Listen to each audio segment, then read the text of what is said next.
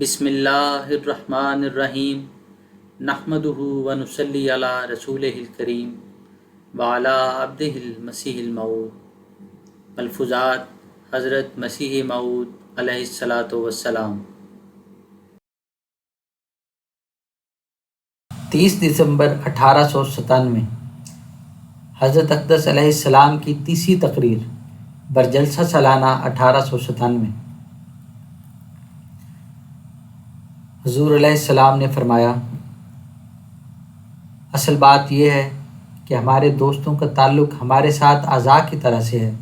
اور یہ بات ہمارے روزمرہ کے تجربے میں آتی ہے کہ ایک چھوٹے سے چھوٹے عضو مثلاً انگلی ہی میں درد ہو تو سارا بدن بے چین اور بے قرار ہو جاتا ہے۔ اللہ تعالیٰ خوب جانتا ہے کہ ٹھیک اسی طرح پر ہر وقت اور ہر آن میں ہمیشہ اسی خیال اور فکر میں رہتا ہوں کہ میرے دوست ہر قسم کے آرام اور آسائش سے رہیں۔ یہ ہمدردی اور یہ غمخواری کسی تکلف اور بناوٹ کی روح سے نہیں، بلکہ جس طرح والدہ اپنے بچوں میں سے ہر واحد کے آرام و آسائش کے فکر میں مستغرق رہتی ہے، خواہ وہ کتنے ہی کیوں نہ ہوں، اسی طرح میں للہ دلسوزی اور غمخواری اپنے دل میں اپنے دوستوں کے لیے پاتا ہوں۔ اور یہ ہمدردی کچھ ایسی اضطراری حالت پر واقع ہوئی ہے کہ جب ہمارے دوستوں میں سے کسی کا خط کسی قسم کی تکلیف یا بیماری کے حالات پر مشتمل پہنچتا ہے تو طبیعت میں ایک بے کلی اور گھبراہٹ پیدا ہو جاتی ہے، اور ایک غم شامل حال ہو جاتا ہے، اور جوں جوں احباب کی کثرت ہوتی جاتی ہے اسی قدر یہ غم بڑھتا جاتا ہے، اور کوئی وقت ایسا خالی نہیں رہتا جب کسی قسم کا فکر اور غم شامل حال نہ ہو، کیونکہ اس قدر کثیر التعداد احباب میں سے کوئی نہ کوئی کسی نہ کسی غم اور تکلیف میں مبتلا ہو جاتا ہے، اور اس کی اطلاع پر ادھر دل میں قلق اور بے چینی پیدا ہو جاتی ہے۔ میں نہیں بتلا سکتا کہ کس قدر اوقات غموں میں گزرتے ہیں، چونکہ اللہ تعالیٰ کے سوا اور کوئی ہستی ایسی نہیں جو ایسے ہموم اور افکار سے نجات دے۔ اس لیے میں ہمیشہ دعاؤں میں لگا رہتا ہوں، اور سب سے مقدم دعا یہی ہوتی ہے کہ میرے دوستوں کو ہموم اور غموم سے محفوظ رکھے، کیونکہ مجھے تو ان کے ہی افکار اور رنج غم میں ڈالتے ہیں۔ اور پھر یہ دعا مجموعی حیات سے کی جاتی ہے کہ اگر کسی کو کوئی رنج اور تکلیف پہنچتی ہے تو اللہ تعالیٰ اس سے اس کو نجات دے۔ ساری سرگرمی اور پورا جوش یہی ہوتا ہے کہ اللہ تعالیٰ سے دعا کروں۔ دعا کی قبولیت میں بڑی بڑی امیدیں ہیں، بلکہ میرے ساتھ میرے مولا کریم کا صاف وعدہ ہے کہ اجیب و کلّا دعائک، مگر میں خوب سمجھتا ہوں کہ کلّا سے مراد یہ ہے کہ جن کے نہ سننے سے ضرر پہنچ جاتا ہے، لیکن اگر اللہ تعالیٰ تربیت اور اصلاح چاہتا ہے تو رد کرنا ہی اجابت دعا ہوتا ہے۔ بعض اوقات انسان کسی دعا میں ناکام رہتا ہے اور سمجھتا ہے کہ خدا تعالیٰ نے دعا رد کر دی، حالانکہ خدا تعالیٰ اس کی دعا کو سن لیتا ہے اور اجابت بصورت رد ہی ہوتی ہے، کیونکہ اس کے لیے درپردہ اور حقیقت میں بہتری اور بھلائی اس کے رد ہی میں ہوتی ہے۔ انسان چونکہ کوتاہ بین ہے اور دور اندیش نہیں بلکہ ظاہر پرست ہے، اس لیے اس کو مناسب ہے کہ جب اللہ تعالیٰ سے کوئی دعا کرے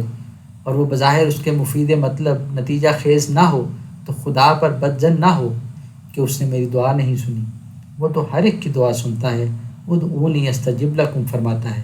راز اور بھید یہی ہوتا ہے کہ دائی کے لیے خیر اور بھلائی رد دعا ہی میں ہوتی ہے۔ دعا کا اصول یہی ہے، اللہ تعالیٰ قبول دعا میں ہمارے اندیشہ اور خواہش کے تابع نہیں ہوتا۔ دیکھو بچے کس قدر اپنی ماؤں کو پیارے ہوتے ہیں، وہ چاہتی ہے کہ ان کو کسی قسم کی تکلیف نہ پہنچے، لیکن اگر بچے بیہودہ طور پر اصرار کریں اور رو کر تیز چاقو یا آگ کا روشن اور چمکتا ہوا چنگارا مانگے تو کیا ماں باوجود سچی محبت اور حقیقی دلسوزی کے کبھی گوارا کرے گی کہ اس کا بچہ آگ کا انگارہ لے کر ہاتھ جلا لے یا چاقو کی تیز دھار پر ہاتھ مار کر ہاتھ کاٹ لے؟ ہرگز نہیں۔ اسی اصول سے اجابت دعا کا اصول سمجھ سکتے ہیں۔ میں خود اس امر میں ایک تجربہ رکھتا ہوں کہ جب دعا میں کوئی جز مضر ہوتا ہے تو وہ دعا ہرگز قبول نہیں ہوتی۔ یہ بات خوب سمجھ میں آ سکتی ہے کہ ہمارا علم یقینی اور صحیح نہیں ہوتا۔ بہت سے کام ہم نہایت خوشی سے مبارک سمجھ کر کرتے ہیں اور اپنے خیال میں ان کا نتیجہ بہت ہی مبارک خیال کرتے ہیں، مگر انجام کار وہ ایک غم اور مصیبت ہو کے چمٹ جاتا ہے۔ غرض یہ خواہشات انسانی اس سب پر ساتھ نہیں کر سکتے کہ سب صحیح ہیں، چونکہ انسان سہو اور نسیان سے مرکب ہے، اس لیے ہونا چاہیے اور ہوتا ہے کہ بعض خواہش مضر ہوتی ہے اور اللہ تعالیٰ اس کو منظور کر لے تو یہ امر منصب رحمت کے صریح خلاف ہے۔ یہ ایک سچا اور یقینی امر ہے کہ اللہ تعالیٰ اپنے بندوں کی دعاؤں کو سنتا ہے اور ان کو قبولیت کا شرف بخشتا ہے، مگر ہر رتب و یابس کو نہیں، کیونکہ جوش نفس کی وجہ سے انسان انجام اور معال کو نہیں دیکھتا اور دعا کرتا ہے، مگر اللہ تعالیٰ جو حقیقی بہی خواہ اور معال بین ہے، ان مضرتوں اور بد نتائج کو ملحوظ رکھ کر جو اس دعا کے تحت میں بصورت قبول دائی کو پہنچ سکتے ہیں اسے رد کر دیتا ہے، اور یہ رد دعا ہی اس کے لیے قبول دعا ہوتا ہے۔ بس ایسی دعائیں جن میں انسان حوادث اور صدمات سے محفوظ رہتا ہے اللہ تعالیٰ قبول کر لیتا ہے، مگر مضر دعاؤں کو بصورت رد قبول فرما لیتا ہے۔ مجھے یہ الہام بارہا ہو چکا ہے، اجیب و کلّا دعائے کا، دوسرے لفظوں میں یوں کہو ہر ایک ایسی دعا جو نفس الامر میں نافع اور مفید ہے قبول کی جائے گی۔ میں جب اس خیال کو اپنے دل میں پاتا ہوں تو میری روح لذت و سرور سے بھر جاتی ہے۔ جب مجھے یہ اول الہام ہوا تو قریباً 25 یا 30 برس کا عرصہ ہوتا ہے، تو مجھے بہت ہی خوشی ہوئی کہ اللہ تعالیٰ میری دعائیں جو میرے یا میرے احباب کے متعلق ہوں گی ضرور قبول کرے گا۔ پھر میں نے خیال کیا کہ اس معاملے میں بخل نہیں ہونا چاہیے، کیونکہ یہ ایک انعام الہی ہے، اور اللہ تعالیٰ نے متقین کی صفت میں فرمایا ہے وَمِمَّا رَزَقْنَاهُمْ يُنْفِقُونَ۔ بس میں نے اپنے دوستوں کے لیے یہ اصول رکھا ہے کہ خواہ وہ یاد دلائیں یا نہ یاد دلائیں، کوئی امر خطیر پیش کریں یا نہ کریں، ان کی دینی اور دنیاوی بھلائی کے لیے دعا کی جاتی ہے۔ مگر یہ بات بھی بحضور دل سن لینی چاہیے کہ قبول دعا کے لیے بھی چند شرائط ہوتی ہیں۔ ان میں سے بعض تو دعا کرنے والے کے متعلق ہوتی ہیں اور بعض دعا کروانے والے کے متعلق۔ دعا کروانے والے کے لیے ضروری ہوتا ہے کہ وہ اللہ تعالیٰ کے خوف اور خشیت کو مد نظر رکھے اور اس کے غنائے ذاتی سے ہر وقت ڈرتا رہے اور سلوکاری اور خدا پرستی اپنا شعار بنا لے، تقوی اور راست بازی سے خدا تعالیٰ کو خوش کرے، تو ایسی صورت میں دعا کے لیے باب استجابت کھولا جاتا ہے۔ اگر وہ خدا تعالیٰ کو ناراض کرتا ہے اور اس سے بگاڑ اور جنگ قائم کرتا ہے تو اس کی شرارتیں اور غلط کاریاں دعا کی راہ میں ایک سد اور چٹان ہو جاتی ہیں اور استجابت کا دروازہ اس کے لیے بند ہو جاتا ہے۔ بس ہمارے دوستوں کے لیے لازم ہے کہ وہ ہماری دعاؤں کو ضائع ہونے سے بچاویں اور ان کی راہ میں کوئی روک نہ ڈال دیں جو ان کی ناشائستہ حرکات سے پیدا ہو سکتی ہے۔ ان کو چاہیے کہ وہ تقوی کی راہ اختیار کریں، کیونکہ تقوی ہی ایک ایسی چیز ہے جس کو شریعت کا خلاصہ کہہ سکتے ہیں، اور اگر شریعت کو مختصر طور پر بیان کرنا چاہیں تو مغز شریعت تقوی ہی ہو سکتا ہے۔ تقوی کے مدارج اور مراتب بہت ہیں،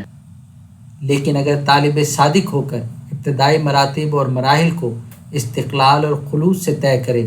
تو وہ اس راستی اور طلب صدق کی وجہ سے اعلیٰ مدارج کو پا لیتا ہے۔ اللہ تعالیٰ فرماتا ہے انما یتقبل اللہ من المتقین، گویا اللہ تعالیٰ متقیوں کی دعاؤں کو قبول فرماتا ہے۔ یہ گویا اس کا وعدہ ہے اور اس کے وعدوں میں تخلف نہیں ہوتا، جیسا کہ فرمایا ہے ان اللہ لا یخلف المیعاد۔ بس جس حال میں تقوی کی شرط قبولیت دعا کے لیے ایک غیر منفک شرط ہے، تو ایک انسان غافل اور بے راہ ہو کر اگر قبولیت دعا چاہے تو کیا وہ احمق اور نادان نہیں ہے؟ لہٰذا ہماری جماعت کو لازم ہے کہ جہاں تک ممکن ہو